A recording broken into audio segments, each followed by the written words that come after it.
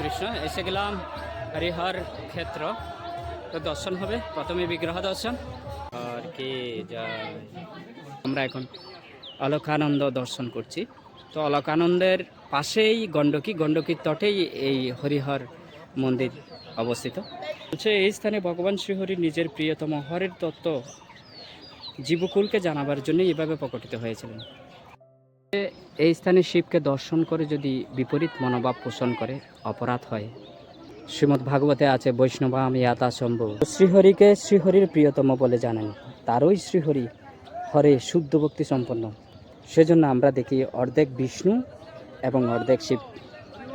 তো একমাত্র এখানেই বিরাজমান, অন্যত্র কোথাও এভাবে বিগ্রহ দেখা যায় না।